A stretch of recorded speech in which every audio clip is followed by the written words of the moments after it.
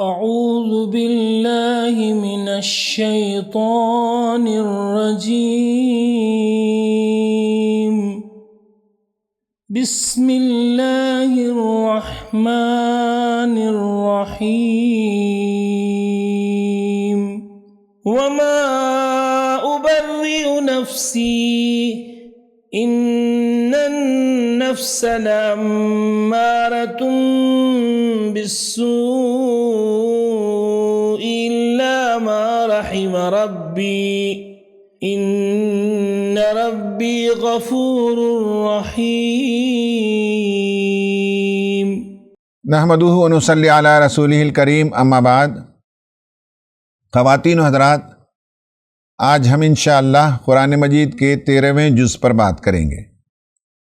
12ویں جز کا اختتام ہوا تھا سورہ یوسف پر. سورہ یوسف جاری ہے، اس کا کچھ حصہ اس پارے کے اندر بھی آیا ہے. 12ویں پارے میں بہت سے مناظر، بہت سے سین گزر گئے. چونکہ وہ احسن القصص ہے، بہترین قصہ ہے، تو مناظر کی شکل میں ہے. یہاں سے ایک نیا منظر شروع ہوتا ہے. حضرت یوسف علیہ السلام جیل سے رہا ہوتے ہیں، لیکن ان کی رہائی وہ رائل پارڈن کی وجہ سے نہیں ہے، بلکہ انہوں نے چاہا کہ اپنا انوسنس پروف ہو، اور ان کا انوسنس پروف ہوا. تب وہ بادشاہ کے دربار میں آئے، وہاں تفصیلی باتیں ہوئی اور ذمہ داری انہیں سونپی گئی. آج انشاءاللہ اسی موضوع پر ہم بات کریں گے، اس لیے اس موضوع کو یہاں چھوڑتے ہی آگے تفصیل سے لیتے ہیں. ذمہ دار جب بن گئے، اقتدار انہیں مل گیا، ذمہ داری انہیں مل گئی. وہ کیا ذمہ داری تھی؟ مختلف مفسرین نے بہت سی باتیں لکھی ہیں. یا تو یہ ہے کہ وہ فوڈ اینڈ سول سپلائز کا ڈپارٹمنٹ سنبھالے ہوئے تھے، یا فائنانس کا ڈپارٹمنٹ سنبھالے ہوئے تھے، یا ویئر ہاؤسز کا ڈپارٹمنٹ سنبھالے ہوئے تھے. 7 پروڈکٹیو ایئرز گزرے، بہت اچھی فصل ہوئی، اچھی بارش ہوئی، اور اس زمانے میں جو کچھ فصل تیار ہوئی اسے انہوں نے ذخیرہ اندوزی کی. خواتین و حضرات، آپ کبھی غور کر کے دیکھیے کہ اس وقت مورخین بتاتے ہیں کہ ایجپٹ کی آبادی 3 یا 4 ملین کی تھی. 3 یا 4 ملین کی آبادی کے لیے خوراک کو سٹور کرنا کوئی معمولی بات نہیں ہے. انہوں نے کچھ تو انتظامات کیے ہوں گے فوڈ گرینز کو پرزرو کرنے کے لیے. سائلوز بنائے ہوں گے، گرینریز بنائی ہوں گی انہوں نے. اور بعض لوگوں نے لکھا ہے کہ پیرامڈ جو انہوں نے بنائے وہ پہلے سے کچھ پیرامڈز موجود تھے جس میں بادشاہوں کو دفن کیا جاتا تھا. اسی طرح کے پیرامڈز انہوں نے بتائے، اور بعض ٹریولرز نے اپنے ٹریولاگ میں لکھا بھی ہے.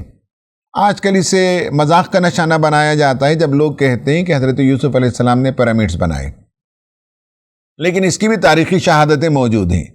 ہم قطعی طور پر یہ نہیں کہہ سکتے کہ انہوں نے کیا بنایا، لیکن یہ کہہ سکتے ہیں کہ 40-50 لاکھ کی آبادی کے لیے انہوں نے کچھ سسٹم ڈیزائن کیا ہوگا، انوینٹ کیا ہوگا، جہاں انہوں نے خوراک کو ذخیرہ کر کے رکھا تھا. اور پھر اس کے بعد 7 سال تنگی کے، سختی کے، قحط کے آتے ہیں. اس میں خود شہر کے لوگ بھی آتے ہیں، ملک کے لوگ بھی آتے ہیں، اور جو پڑوسی ممالک تھے وہاں سے بھی لوگ راشن لینے کے لیے آتے ہیں. تو حضرت یوسف علیہ السلام کے بھائی لوگ بھی وہاں آتے ہیں، اور 3 مرتبہ آتے ہیں. قرآن میں اس کا ذکر ہے. پہلی مرتبہ آتے ہیں تو حضرت یوسف پہچان جاتے ہیں، وہ پہچانتے نہیں. دوسری مرتبہ وہ کہتے ہیں کہ بنیامین کو لانا چاہیے، بنیامین کو لایا جاتا ہے. اور واپس جب یہ قافلہ جانے لگتا ہے تو بنیامین کے تھیلی سے بادشاہ کا جو رائل کپ تھا وہ ملتا ہے. اللہ تعالیٰ نے ایک انتظام کیا اور بنیامین کو وہاں روک لیا گیا. اور تیسری مرتبہ بہت ہی تکلیف میں آتے ہیں، بادشاہ سے لجاجت کرتے ہیں، بھیک مانگتے ہیں، سائلوں کی طرح لائن میں کھڑے ہو کر کہتے ہیں کہ بادشاہ کچھ تو دے دو، قحط کی وجہ سے برا حال ہے.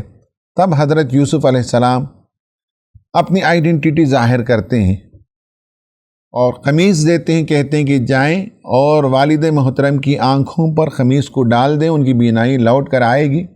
یوسف علیہ السلام کے گم ہونے پر وہ بہت روتے تھے، بہت انہیں غم تھا. لوگ کہتے تھے کہ آپ کو کیا ہو گیا ہے کہ یوسف کو گئے ہوئے کتنا زمانہ گزر گیا لیکن آپ اسی کو یاد کرتے رہتے ہیں. تو وہ فرماتے تھے انما اشکو بثی و حزنی اللہ، میں تو اپنی پریشانی اور اپنا غم اس کی شکایت اللہ تعالیٰ سے کرتا ہوں، وہی تو ہے، اسی سے ہم سنائیں گے. حال دل کس کو سنایا جائے؟ دل مضطر کی آواز سنتا کون ہے؟ کون دل بے قرار کو قرار عطا کرتا ہے؟ میں تو اپنی پریشانی اسی کو بیان کرتا ہوں. اور اللہ کا احسان ہوا، وہ یقین رکھتے تھے، اپنے بچوں سے کہتے تھے کہ جاؤ یوسف کو تلاش کرو. یوسف کو گم ہوئے کتنے برس ہو گئے، اور فرماتے تھے وَلَا تَيْأَسُوا مِن رَوْحِ اللَّهِ، اللہ تعالیٰ کی رحمت سے بندہ مومن کو مایوس نہیں ہونا چاہیے، تلاش کرو مل جائے گا. اور یہی تیسری مرتبہ جب انہوں نے ہدایت کر کے بھیجی تو حضرت یوسف علیہ السلام کی آئیڈینٹی ظاہر ہوئی، اور اس کے بعد فیملی کو لے آنے کی تعلیم ہوتی ہے. پوری فیملی مصر میں آتی ہے اور خواب کی تعبیر مکمل ہوتی ہے. سب ادب کے ساتھ ان کے سامنے تعظیم بجا لاتے ہیں اور خاندان پھر ری یونائٹ ہوتا ہے. اس کے بعد سورہ رعد ہے، اس میں بھی اللہ تعالیٰ کی توحید کی بے شمار دلیلیں آئی ہیں. جس دنیا میں ہم رہتے ہیں، اس دنیا کے اطراف جتنی چیزیں ہیں، آسمان، زمین، سورج، چاند، ستارے اور بارش، پانی، سیلاب، ان سب چیزوں کا اللہ تعالیٰ نے ذکر کیا. اس میں یہ فرمایا کہ جب بارش ہوتی ہے تو وادیاں اپنے ظرف سے بہتی ہیں، ان میں اوپر جھاگ آ جاتا ہے. اسی طرح سے میٹل کو جب پگھلایا جاتا ہے، سونا، چاندی یا کوئی اور میٹل، تو اس کے اوپر بھی سلگ یا ایش یا جھاگ آتا ہے. قرآن بتاتا ہے کہ یہ جھاگ بے وزن ہے، بے فائدہ ہے، اور دیکھنے میں یہ کوانٹٹی میں زیادہ ہے، بھربھرا ہے، لیکن یہ لوگوں کے کام نہیں آتا تو یہ اڑ جاتا ہے، یہ ویسٹ ہے. یہ اس کے برعکس جو میٹل جسے پگھلاتے ہو، جو مفید چیز ہے، وہ رک جاتا ہے. اسی میٹل سے پھر زیور بھی بناتے ہیں، برتن بھی بناتے ہیں، بہت سی چیزیں ہیں. اس مثال کو اللہ تعالیٰ نے بیان فرمایا اور کہا کہ کذالک یضرب اللہ الحق والباطل، اللہ تعالیٰ حق اور باطل کی بھی یہی مثال تمہارے سامنے پیش کرتا ہے. فَأَمَّا الزَّبَدُ فَيَذْهَبُ جُفَاءً، جو جھاگ ہے، جو ایش ہے، جو یوزلیس میٹیریل ہے، وہ اڑ جاتا ہے. وَأَمَّا يَنْفَعُ النَّاسَ فَيَمْكُثُ فِي الْأَرْضِ، اور جو لوگوں کے لیے بینیفیشل ایلیمنٹ ہوتا ہے وہ زمین میں رک جاتا ہے. کذالک یضرب اللہ الامثال، اللہ تعالیٰ یہ مثالیں تمہارے سامنے پیش کرتا ہے. یہ اس لیے کہ پرسنالٹی کے موضوع پر ہم بات کر رہے ہیں. فرد کا بھی معاملہ یہ ہے کہ اگر وہ ورتھ لیس ہوتا ہے، وہ ریسیڈیو کے مانند ہے، وہ جھاگ کے مانند ہے، اور اس کا نہ گھر میں وزن ہوتا ہے، نہ سماج میں ہوتا ہے، نہ معاشرے میں ہوتا ہے. اور جو بینیفیشل لوگ ہوتے ہیں وہ اپنی ذات کے لیے بھی بینیفیشل ہوتے ہیں، خاندان کے لیے بھی بینیفیشل ہوتے ہیں، آرگنائزیشن کے لیے بھی بینیفیشل ہوتے ہیں. جہاں بزنس کرتے ہیں وہاں بھی بینیفیشل، سماج میں، مسجد میں، اداروں میں، سیاست میں، معیشت میں، ہر جگہ مفید ہوتے ہیں. تعلیم یہ دی گئی کہ لوگوں کے لیے مفید بنو، جھاگ کی طرح نہ بنو، ریسیڈیوز کی طرح نہ بنو، انسانوں کے لیے بینیفیشل بنو. اس میں ایک آیت یہ بھی آتی ہے کہ نبی کریم صلی اللہ علیہ وسلم کو بتایا گیا اولم یروا انا نأتی الارض ننقصها من اطرافها، دیکھنے والی نگاہیں چاہیے کہ حق کا بول بالا ہو رہا تھا، حق پھیل رہا تھا، مشکلات ضرور تھیں، مصیبتیں ضرور تھیں، لیکن کہا کہ دیکھو تمہارا ایریا آف انفلوئنس بڑھ رہا ہے، کفار و مشرکین کا ایریا آف انفلوئنس گھٹ رہا ہے. جس سسٹم کو دنیا میں یہ لوگ لے کر چل رہے ہیں، لوگ اسے ریجیکٹ کر رہے ہیں، اور آپ کی باتوں کے لیے راستے کھل رہے ہیں. یہ ہر زمانے کے لوگوں کو دیکھنا چاہیے. جو پازیٹیو پہلو ہے کہ راستے کھل رہے ہیں، بات سننے کے لیے لوگ تیار ہیں، نظام فیل ہو چکے ہیں، تو یہ بہت ہی ہمت افزا پہلو ہے. اس کے بعد سورہ ابراہیم ہے، اس میں پرسنالٹی ڈیولپمنٹ کا میٹافر بیان کیا گیا ایک درخت سے. اس پر میں بارہا گفتگو کر چکا ہوں، اس لیے یہاں گفتگو نہیں کر رہا ہوں. حضرت ابراہیم علیہ السلام کی دعائیں بڑی شاندار دعائیں، اور دعائیں دراصل پرسنالٹی کا اظہار ہے. آپ جس طرح کی دعائیں کرتے ہیں اس سے معلوم ہوتا ہے کہ آپ کی شخصیت کیسی ہے. تحمل ہے، ڈیپتھ ہے، خدا سے تعلق ہے، ظرف بہت بلند ہے، خدا سے گفتگو کرتے ہیں، کلام کرتے ہیں، اس کی تعریف بیان کرتے ہیں، اس کی شان، اس کی سنائی، اس کی کاریگری، اس کی بڑائی کا اظہار کرتے ہیں، اس کی عظمت کے گن گاتے ہیں. تو شخصیت کا ایک پہلو ہے. شخصیت کا ایک پہلو یہ ہے کہ اللہ تعالیٰ کے سامنے ہاتھ پھیلانے کے ساتھ اللہ تعالیٰ سے مطالبے شروع کر دیں. تو شخصیتیں الگ الگ ہوتی ہیں، دعاؤں سے بھی اس کا اظہار ہوتا ہے. حضرت ابراہیم علیہ السلام نے جو دعائیں کی اس میں توحید کے لیے دعا کی، بچوں کو شرک سے محفوظ رکھنے کی دعائیں کی، بچے نماز کے پابند بنے، کعبۃ اللہ کی تعمیر، کعبۃ اللہ کی طرف لوگوں کا دل مائل ہو، ان کے بچوں کی طرف لوگوں کے دل مائل ہوں. ان سب پر آپ نے دعائیں کی، بہت شاندار دعائیں ہیں. خواتین و حضرات، یہ وہ مضامین تھے جس پر میں نے ایک سرسری نظر ڈالی اور آپ کے سامنے پیش کیا. آج ہم ایک خاص موضوع پر بات کریں گے، وہ ہے ڈیسیشنز شیپ یو.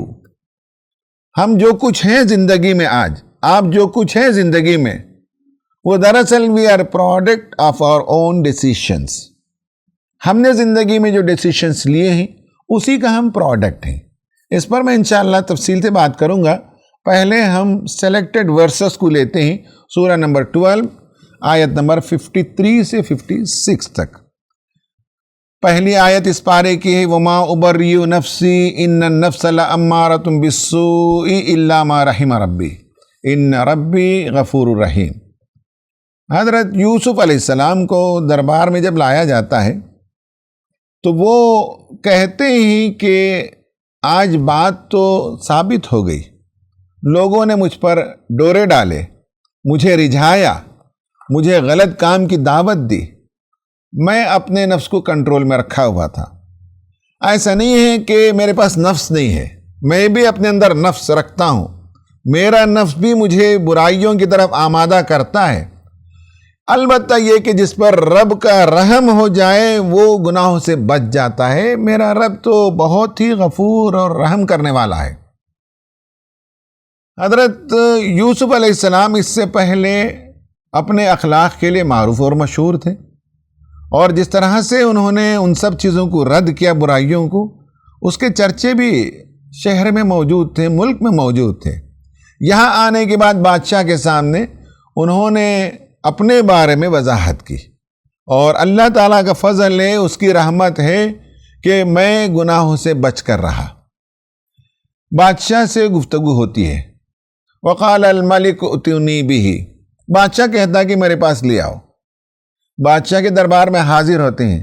استخلصہ لنفسی، چونکہ وہ ڈیموکریٹک انسٹیٹیوشن نہیں تھا، فرد واحد کی حکمرانی اس زمانے میں ہوتی تھی، تو میں نے اس بندے کو اپنے لیے چن لیا ہے. یعنی نظام مملکت کو سنبھالنے میں جو آگے پریشانیاں آنے والی ہے اس میں سمجھتا ہوں کہ یہ فرد میرے لیے بہت مفید ہوگا، میں نے اسے چن لیا ہے، میں نے اسے سلیکٹ کر لیا ہے. فلما کلمہ، ان سے باتیں کی. حضرت یوسف سے جب باتیں ہوئی تو لازماً ان سے متاثر ہوا ہوگا.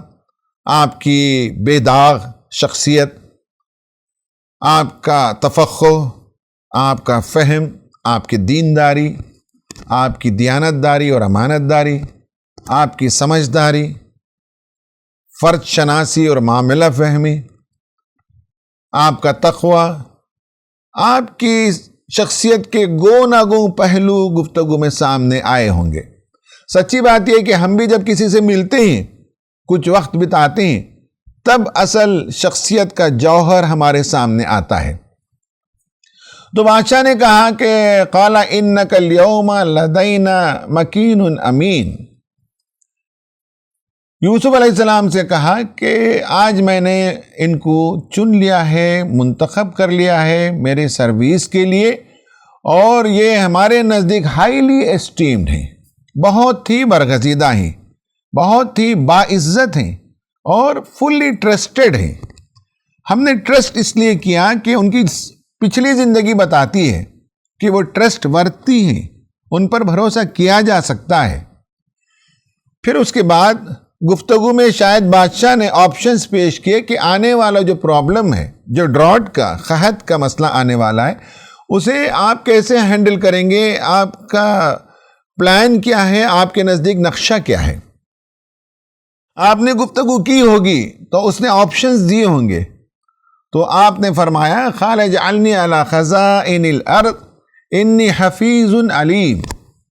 یہ مولانا مودودی رحمۃ اللہ علیہ نے لکھا ہے کہ حضرت یوسف علیہ السلام نے کوئی جاب کا اپلیکیشن پیش نہیں کیا، بلکہ بادشاہ نے گفتگو کے بعد بھانپ لیا کہ یہ فرد لائق ہے، اور آنے والا جو گمبھیر پرابلم ہے، جو ڈراٹ آنے والا ہے، جو قحط کا زمانہ آنے والا ہے، اس میں پوچھا ان سے کہ آپ کا نقشہ کیا ہے، آپ کا پلان کیا ہے۔ یوسف علیہ السلام نے بتایا ہوگا کہ اس طرح کیا جانا چاہیے، تو اس نے آفر دیا کہ آپ کون سی منسٹری سنبھالیں گے۔ آپ نے فرمایا قال اجعلنی علی خزائن الارض انی حفیظ علیم، میرے پاس زمین کے خزانے دیجیے، یعنی یہ ہے کہ اکنامک افیئرس آپ کہہ سکتے ہیں، یا فائنانس منسٹری کہہ سکتے ہیں، یا فوڈ اینڈ سول سپلائز کی منسٹری کہہ سکتے ہیں۔ انہوں نے پوچھا کہ یہ میرے حوالے کر دیں، یہ قلمدان مجھے دیں، یہ پورٹ فولیو مجھے دیں، اور میں انشاءاللہ انتظام کر کے بتاؤں گا۔ انی حفیظ علیم، میں حفاظت کر سکتا ہوں، دیکھ ریکھ کر سکتا ہوں، قحط سے بچا سکتا ہوں، اور میں جانتا بھی ہوں۔ یہ جو آپ نے فرمایا تو یہ کوئی دعویٰ نہیں تھا حفیظ علیم کا، یہ کوئی کلیم نہیں تھا، بلکہ یہ تو وہ بات تھی جو ثابت ہے، جن مرحلوں سے وہ گزرے، اور بادشاہ کو بھی معلوم تھا کہ کس طرح سے انہیں رجھایا گیا، کیسی کیسی آزمائشوں سے انہیں گزرنا پڑا، ان تمام آزمائشوں میں وہ کیسے ثابت قدم رہے۔ ایک آزمائش تو عزیز مصر کے گھر میں ہوئی، وہاں وہ کیسے ثابت قدم رہے یہ لوگوں کے سامنے چرچے میں آ چکا تھا۔ آپ کی امانت داری، آپ کی راست بازی، آپ کا حلم، آپ کا ضبط نفس، آپ کی عالی ظرفی، آپ کی ذہانت و فراست اور معاملہ فہمی، زمانے میں یہ سب معروف تھے اور لوگ گواہی دے چکے تھے۔ خود بادشاہ آپ کی عظمت کو پہچانتا تھا، اور بادشاہ کا دل مسکر ہو چکا تھا، بلکہ بادشاہ ان کے آگے ہتھیار ڈال چکا تھا۔ اس لیے جب انہوں نے کہا کہ انی حفیظ اور علیم، تو اب یہ محض ایک دعویٰ نہیں رہا، بلکہ ایک ثابت شدہ واقعہ تھا جس پر سب ایمان لا چکے تھے۔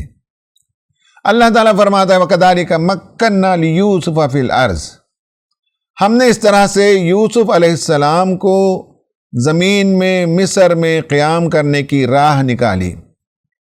يَتَبَوَّأُ مِنْهَا حَيْثُ يَشَاءُ، وہ جہاں چاہے رکے، ساری مملکت دھیرے دھیرے اس کے ہاتھ میں آ گئی۔ نصیب برحمتنا من نشاء، اللہ تعالیٰ جسے چاہتا ہے اپنی رحمتوں سے نوازتا ہے۔ وَلَا نُضِيعُ أَجْرَ الْمُحْسِنِينَ، اور ہم نیکوکار لوگوں کے اجر کو ضائع نہیں کرتے۔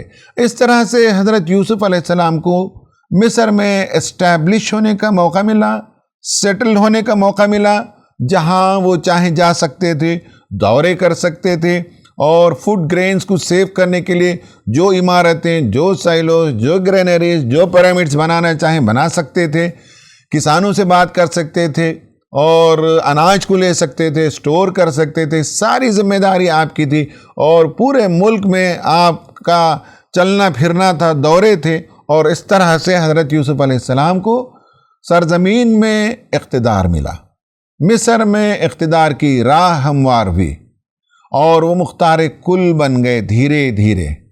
اللہ تعالیٰ اپنی رحمت سے ایسا ہی تسلط عطا کرتا ہے، ہمگیر تسلط، کامل تسلط، ہمگیر اقتدار اللہ تعالیٰ نے حضرت یوسف علیہ السلام کو عطا فرمایا۔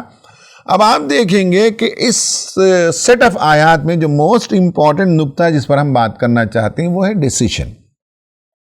حضرت یوسف علیہ السلام کا ڈیسیشن اس پارے میں دو ہیں، اور اس سے پہلے والے پارے میں کچھ اور ڈیسیشنز ہیں۔ اس سے پہلے والے پارے میں جو ڈیسیشنز ہیں وہ یہ کہ یوسف علیہ السلام کو اپنے بھائیوں کا رویہ معلوم تھا، اور بعض بچے ضدی ہوتے ہیں اور جب منع کر دیتے ہیں تو منع کر دیتے ہیں۔ کھیل کود کے لیے بلا رہے تھے، والد صاحب کو بھی ڈر تھا، اور والد صاحب کے کہنے کے باوجود اگر بچہ نہ جانا چاہے تو نہیں جا سکتا تھا، لیکن اطاعت گزار شریف انسان اس نے فیصلہ لیا۔ بچے بھی فیصلہ لیتے ہیں، کانشیس ڈیسیشنز بھی ہوتے ہیں، انکانشیس ڈیسیشنز بھی ہوتے ہیں، تو انہوں نے سفر پر کھیل کود پر جانے کو پسند کے ڈیسیشن لیا۔ اس کے بعد جب ان کے بھائیوں نے حملہ کیا تو خاموشی کے ساتھ اپنے آپ کو انہوں نے سرنڈر کر دیا، اور بھائیوں نے اٹھا کر کنویں میں پھینک دیا۔ یہ بھی ان کا ڈیسیشن تھا، اور اگر اسٹرگل کرتے، ریزسٹ کرتے، مار پیٹ کرتے تو قتل ہو جانے کا امکان تھا۔ پھر اس کے بعد وہاں سے قافلہ گزرا، قافلہ والوں نے انہیں اٹھایا۔ جہاں کھیلنے گئے تھے وہاں سے ان کا گھر 2-3 کلومیٹر کے فاصلے پر تھا، بھاگ سکتے تھے، اور وہاں سے مصر کئی 100,000 کلومیٹر کا فاصلہ ہے، لیکن آپ کا ڈیسیشن تھا کہ آپ چلے گئے مصر میں جس گھر میں تھے وہاں اس عورت نے آپ کو غلط کام کی دعوت دی، آپ کا ڈیسیشن تھا کہ مجھے یہ کام نہیں کرنا ہے۔ انسان جو ڈیسیشنز لیتے جاتا ہے وہ دھیرے دھیرے پائل اپ ہوتا ہے، اس کی ایک ہسٹری بنتی ہے، اس کا ایک سوشل کیپٹل بنتا ہے، اس کا ایک مورل کیپٹل بنتا ہے، اس کی ایک اسپرچول آئیڈینٹی سماج میں بنتی ہے۔ اچھے ڈیسیشن آدمی لے تو اس کی اچھی تصویر بنتی چلی جاتی ہے، رانگ ڈیسیشنز انسان لیتے چلا جاتا ہے تو اس کی ایک بری تصویر بنتی چلی جاتی ہے۔ یوسف علیہ السلام کے ڈیسیشنز آپ دیکھتے جائیے۔ پھر اس کے بعد جیل میں جانا آپ کا ڈیسیشن تھا، غلط کام ہرگز نہیں کریں گے، جیل پسند کریں گے۔ جیل میں آپ کئی سال رہے، خوابوں کی تعبیر بیان کی، پھر ایک بندہ آیا بادشاہ کے خواب کو لے کر، آپ نے نہ صرف اس کی تعبیر بیان کی بلکہ سلیوشن بھی پیش کیا۔ یہ سب آپ کے ڈیسیشنز تھے۔ چاہیں تو خواب کی تعبیر بیان نہ کرتے، خواب کی تعبیر بیان کرتے لیکن سلیوشن پیش نہ کرتے۔ پھر اس کے بعد بادشاہ نے جب بلایا تو آپ چلے جاتے، رائل پارڈن مل سکتا، لیکن آپ نے ڈیسیشن لیا کہ مجھے نہیں چاہیے رائل پارڈن، میں انوسنٹ ہوں، مجھے اس کا پروف چاہیے، اور جنہوں نے غلطی کی وہ کنفیس کریں۔ تو یہ بھی آپ کا ڈیسیشن تھا۔ ان تمام ڈیسیشنز کے نتیجے میں دھیرے دھیرے آپ بڑھتے چلے گئے اور اقتدار تک پہنچ گئے۔ جیسے میں نے بتایا کہ کامل تسلط اور ہمہ گیر اقتدار آپ کو ملا، اور یہ ایک روز کی کہانی نہیں ہے، کوئی اچانک رونما ہونے والا واقعہ نہیں ہے، بلکہ بچپن سے لے کر اس عمر تک جتنے ڈیسیشنز آپ لیتے چلے گئے، ایک ڈیسیشن دوسرے ڈیسیشن کی طرف آگے بڑھتا گیا، اور دھیرے دھیرے جو فیصلے تھے، محکم فیصلے تھے، سوچے سمجھے ہوئے فیصلے تھے، عزم تھا، عزم مصمم تھا، ارادہ پختہ تھا، جس کے نتیجے میں آپ کا یہ سفر آگے بڑھا۔ یہ وہ ڈیسیشنز ہیں جن پر ہم بات کریں گے، لیکن اس سے پہلے ایک بات یہ بھی بتا دیں آپ کی دلچسپی کے لیے کہ حضرت یوسف علیہ السلام ایک ہسٹوریکل فگر ہیں کہ نہیں ہے ایجپٹولوجی میں، ایجپٹ کی تاریخ میں۔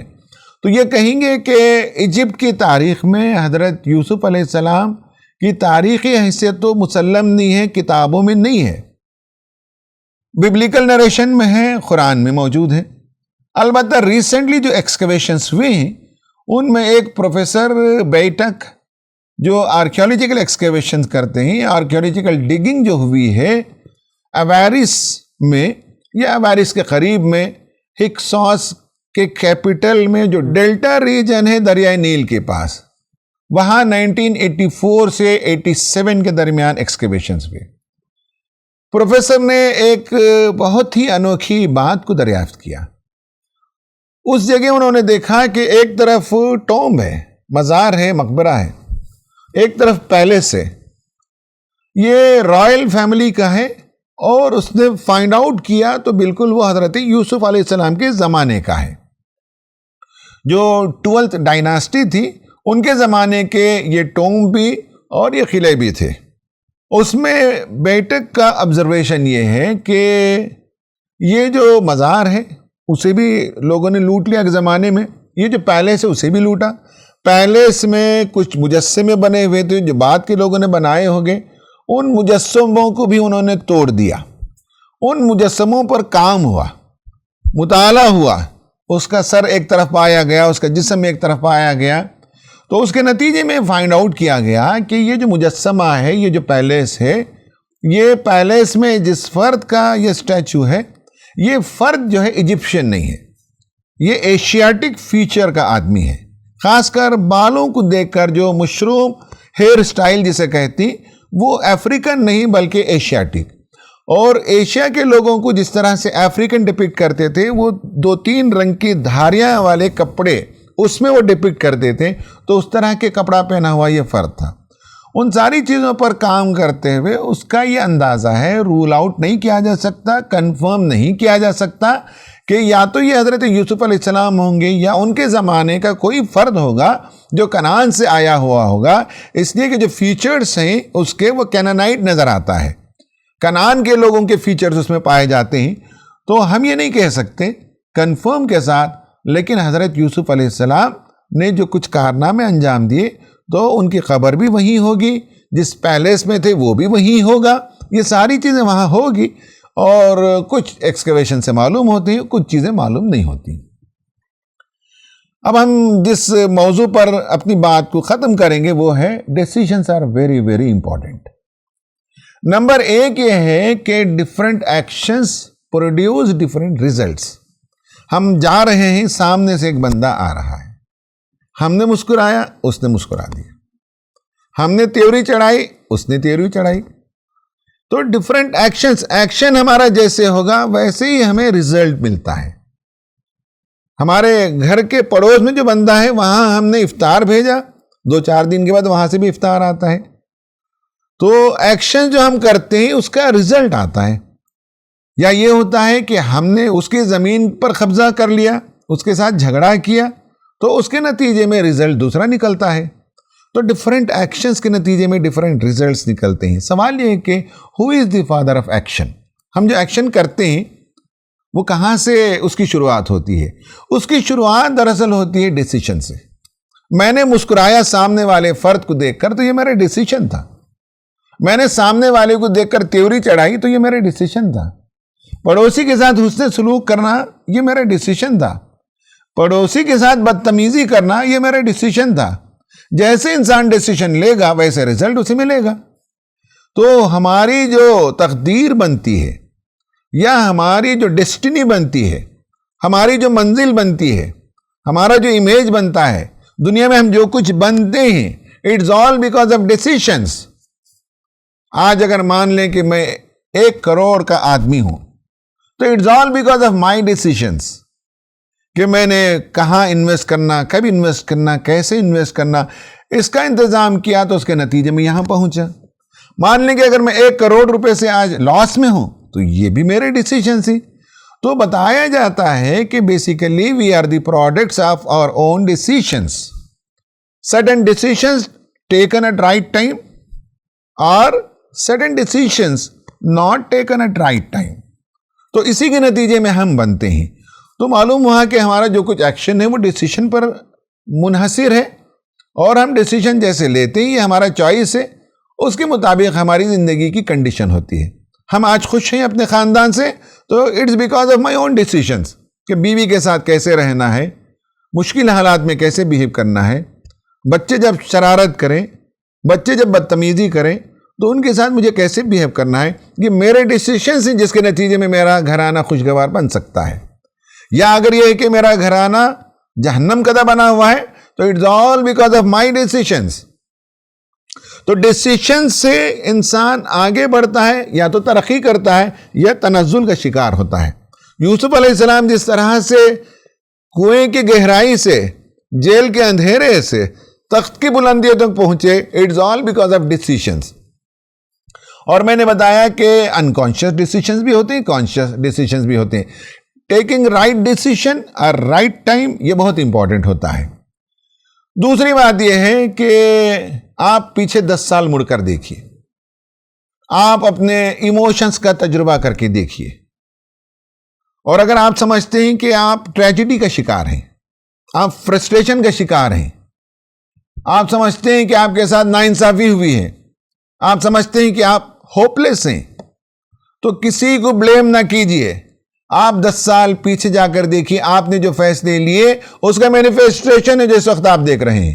انجسٹس بھی ہو رہا ہے، آپ سیڈ بھی ہیں، آپ ہوپلیس بھی ہیں، آپ فرسٹریٹڈ بھی ہیں، آپ ٹریجڈی کے شکار ہیں، پیچھے مڑ کر دیکھیے 10 سال پہلے، 8 سال پہلے، 5 سال پہلے یہ آپ کے ڈیسیشنز تھے جس نے آپ کو یہاں پہنچائے ہیں، یہ آپ کے فیصلے ہیں، یا آپ کی رائے جس پر چلنے کے نتیجے میں آپ یہاں تک پہنچے۔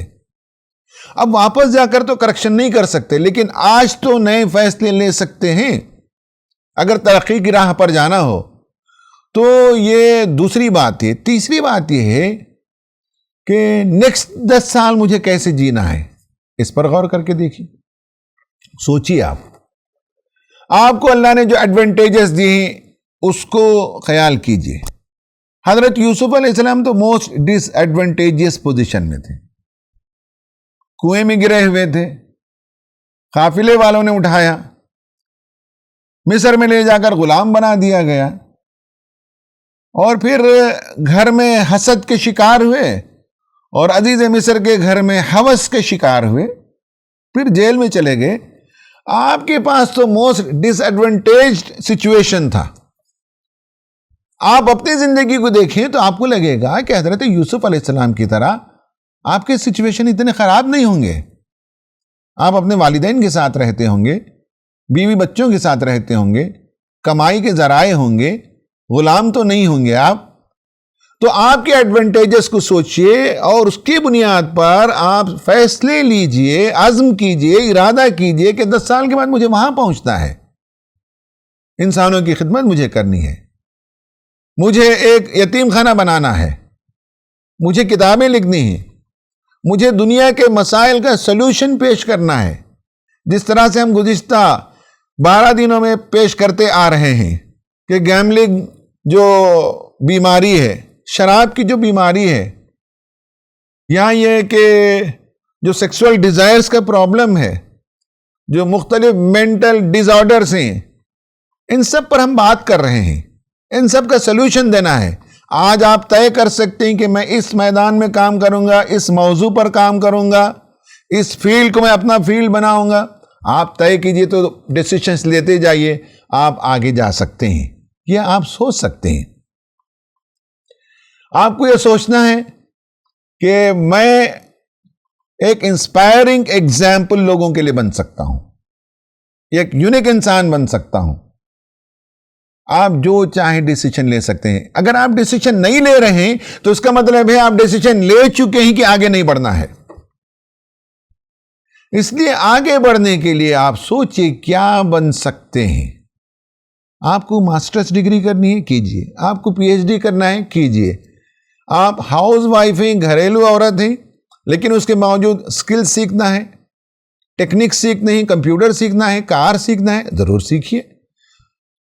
آپ فائنانس ایڈمنسٹریشن سیکھنا چاہتے ہیں، سیکھیے۔ آپ ہیلی کاپٹر اڑانا چاہتے ہیں، اڑائیے۔ آپ ناسا میں جانا چاہتے ہیں، جا سکتے ہیں۔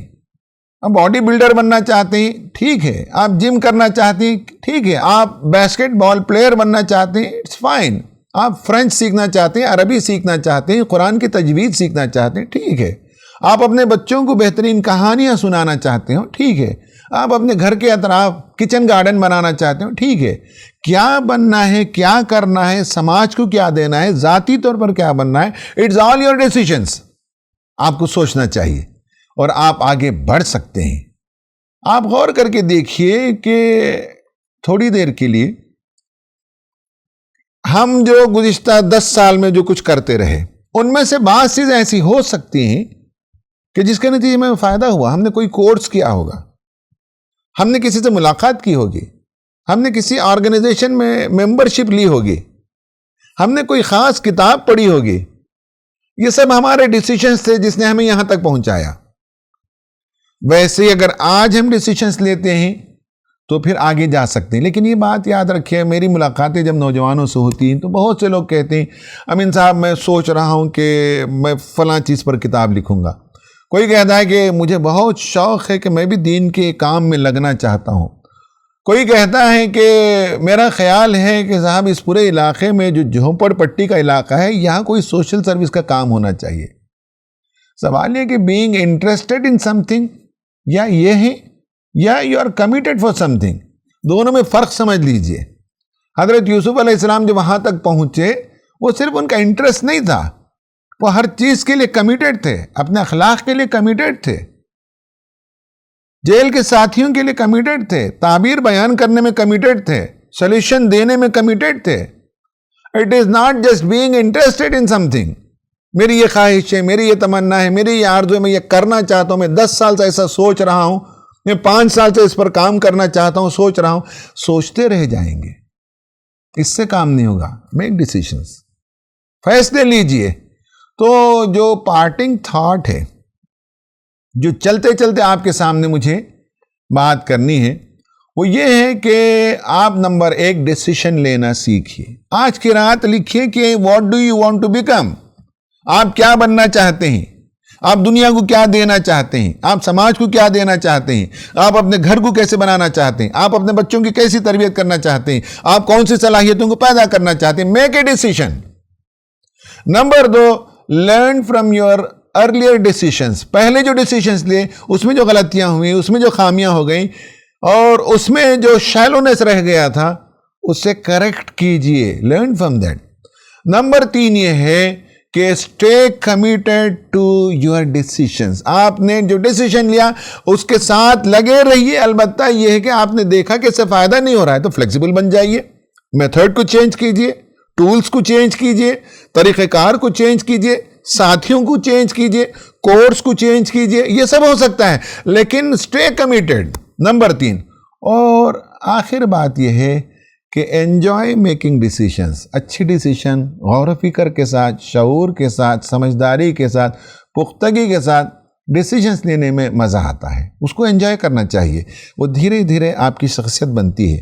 آج آپ کی عمر ہوگی 40، 50، 60، آپ کی زندگی ہو سکتی ہے کہ 90 تک ہو، 100 تک ہو، لیکن آپ 90 سال کی عمر میں پہنچ کر پلٹ کر دیکھیں گے تو 40 سال کی عمر میں نے جو فیصلہ لیا، اس کے نتیجے میں آج میری زندگی خوشحال ہے، اس کے نتیجے میں دنیا کے سامنے اچھے نقوش قدم چھوڑ جا رہا ہوں، اچھی مثالیں چھوڑ جا رہا ہوں، اچھی روایتیں چھوڑ جا رہا ہوں، اچھا خاندان چھوڑ جا رہا ہوں، اچھی یادیں چھوڑ جا رہا ہوں۔ Enjoy making decisions. اللہ سے دعا ہے کہ اللہ تعالی ہمیں صحیح فیصلے لینے کی توفیق عطا فرمائے، آمین۔ وآخر دعوانا ان الحمدللہ رب العالمین۔